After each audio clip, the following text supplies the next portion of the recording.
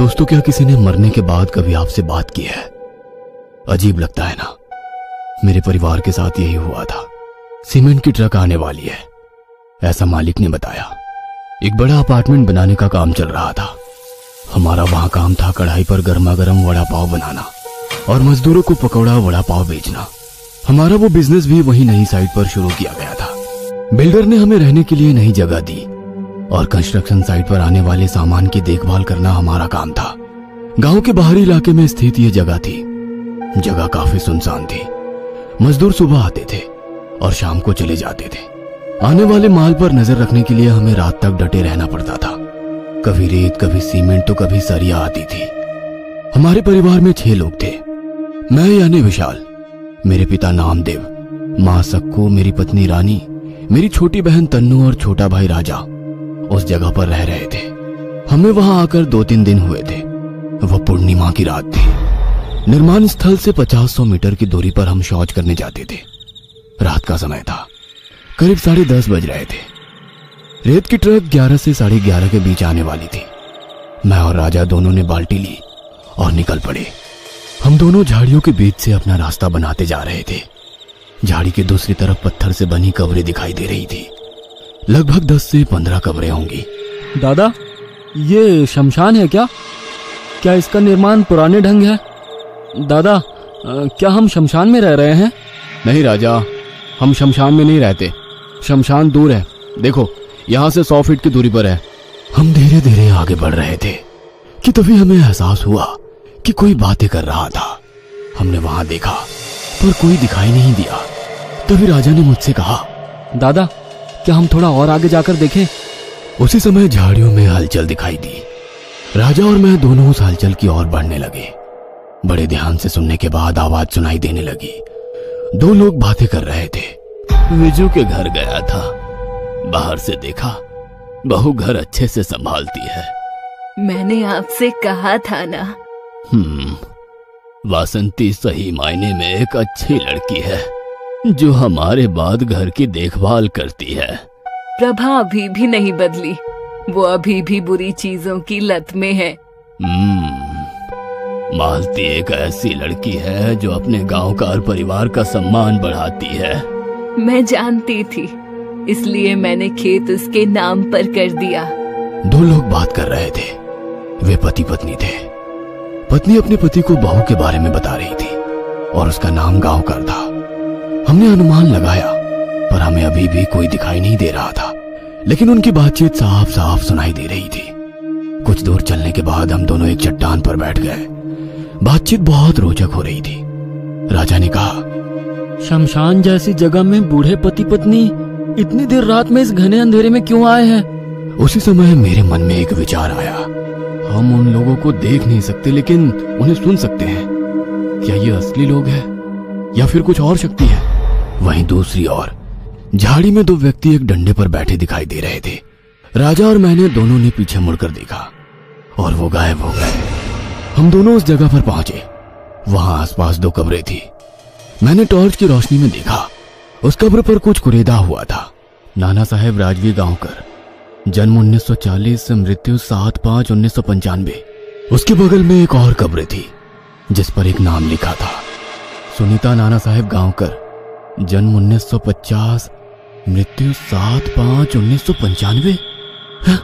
तारीख देखी और हम दोनों हैरान रह गए क्योंकि बात करने वाले दोनों पति पत्नी का नाम गांवकर था। यह हमने सुना था। मुझे लगा कि मैंने ये नाम कुछ समय पहले सुना है। राजा बोला, यानी यहाँ जो बात कर रहे थे वे दोनों भूत थे?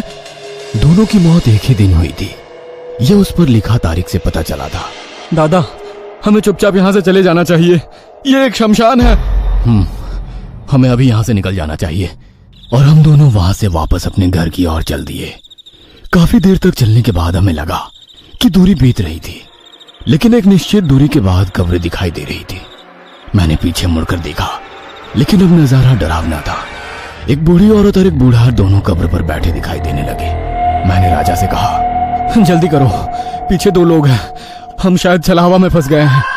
राजा और मैं दोनों घास के रास्ते अपने घर की ओर अपना रास्ता बनाकर निकल रहे थे।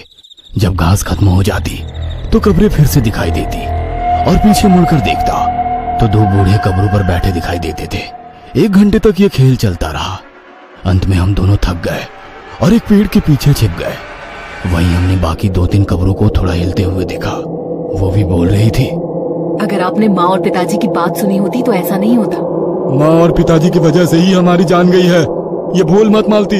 इस बातचीत को सुनने के बाद मुझे एहसास हुआ कि ये इस गांवकर परिवार का बेटा और बहू है, लेकिन कब्र की बात करना मन को रास नहीं आई। राजा इतना डरा हुआ था कि उसे समझ नहीं आ रहा था कि क्या करे। वह कानों में उंगलियां डालकर बैठा और कहा, मुझे कुछ सुनना नहीं है। दादा, भूत हर जगह है और हम वही कर रहे हैं। इस शमशान से निकलने के लिए कुछ तो करो। हम अजीब चक्र में फंस गए हैं। इसे छलावा कहते हैं। इस समय को बीत जाने दो, फिर मौका मिलते ही हम यहां से निकलेंगे। 2 घंटे बीत चुके थे। हम कितना भी चले, हम उस कब्र के पास ही पहुंच जाते थे। हमने मालती और उसके पति और उसकी सास की बातचीत सुनी थी। ये सोचकर कि समय समाप्त हो गया होगा, मैं चलने लगा। कुछ दूर चलने के बाद मैंने घर देखा। हम अपने घर पहुंचे।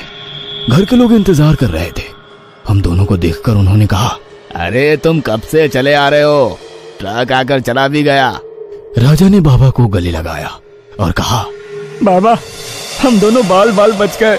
हम दूर शौच को चले गए थे। वहाँ बहुत सारी कब्रें हैं। हम एक शमशान में रह रहे हैं। हमने उस जगह पर कई कब्रें देखी। वे आपस में बातें कर रही थी। हमने वहां से निकलने की कितनी कोशिश की, फिर भी हम घूम फिर के वापस वहीं पहुंच रहे थे। हमें वहां बोलने वाली कब्रें दिखी। अरे देर रात को ऐसी अनजान जगह नहीं जाना चाहिए, पर तुम लोग कहाँ मानते हो। चलो अब अंदर चलो। घड़ी में 1 बज रहे थे। हमारे साथ साथ तनु और रानी बहुत डरी हुई थी। हम सब एक साथ ही सो गए। कुछ देर बाद दरवाजे के बाहर से कुछ फुसफुसाहट की आवाजें आने लगी। अब हम सब और भी डर गए। हमने गौर से सुना। बाहर 4 लोगों के बीच बहस हो रही थी। मैंने राजा से कहा कि कुछ देर पहले जो आवाज हमने सुनी थी, ठीक वैसे ही आवाज अब आ रही है। हाँ दादा, तुम सही कह रहे हो। ये मालती और उसके पति की आवाज लग रही है। अब घर में एक एक व्यक्ति की नींद खुलने लगी। ये बाहर से कैसी आवाज आ रही है? कौन बातें कर रहा है? कोई औरत रो रही है, उसे कोई मार रहा है। मेरी छोटी बहन तनु उसी मौके पर खड़ी हो गई। उसने कहा, मुझे बहुत डर लग रहा है, कुछ करो। अब घर के सारे लोग जाग गए और दरवाजे के बाहर कौन है ये देखने आगे बढ़े। पिताजी ने दरवाजा खोला और बाहर का नजारा देख उनके पैरों तले जमीन ही खिसक गई। मैंने अपने पिताजी को देखने के लिए बाहर देखा और मैं भी डर गया। बाहर आंगन में 4 कब्रें दिखाई दे रही थी। चारों कब्रें आपस में चर्चा कर रही थी। वो यहाँ कैसे आई और क्यों, कुछ समझ में नहीं आ रहा था। घर पर हम सब बहुत डरे हुए थे। औरत के रोने की आवाज लगातार बढ़ती जा रही थी। हमने बिना बाहर निकले अंदर से दरवाजा बंद कर लिया और घर में बैठ गए। 5-10 मिनट बाद चारों तरफ सन्नाटा छा गया। उनकी आवाजें बंद हो गई। हमने सोचा कि शायद ये समय समाप्त हो गया था और बाहरी वातावरण ठीक हो गया। मेरे पिताजी ने कहा, बेटा, एक समय होता है जिसमें ऐसे अजीब अजीब चीजें हम देखते हैं, सुनते हैं, महसूस करते हैं। फिर राजा ने कहा, पिताजी, हम शमशान में रह रहे हैं। मुझे लगता है कि ये पूरी जमीन उस गांवकर परिवार की है। दादा, उस वीरान जगह जहां हम शौच कर रहे थे, वहां चारों लोग जमीन और मकान की बात कर रहे थे। हाँ, आप सही कह रहे हैं। हमने यहाँ रहकर बहुत बड़ी गलती की है। हमें यहाँ से जाना होगा। मुझे लगता है कि बिल्डर द्वारा दी गई ये जगह एक शमशान होगी और ये बिल्डिंग इस परिवार की जमीन पर बनी है, इसीलिए वे यहाँ आए होंगे। आधे घंटे के बाद हमने बाहर देखा और जो दृश्य हमने देखा वो बहुत ही भयानक था। नाना साहिब गांवकर नाम के एक बूढ़े ने कहा, तुम बाहर आओ। वही उनकी पत्नी ने भी कहा कि सब बाहर आओ, हमें हमारे घर जाने में कितनी देर हो रही है। लेकिन अब मुझे इसका सही मतलब समझ नहीं आ रहा था। मेरी माँ, पिता, बहन और भाई राजा, वे चारों एक के बाद एक उस घर से बाहर निकले। हम सामने 4 कब्र देख सकते थे।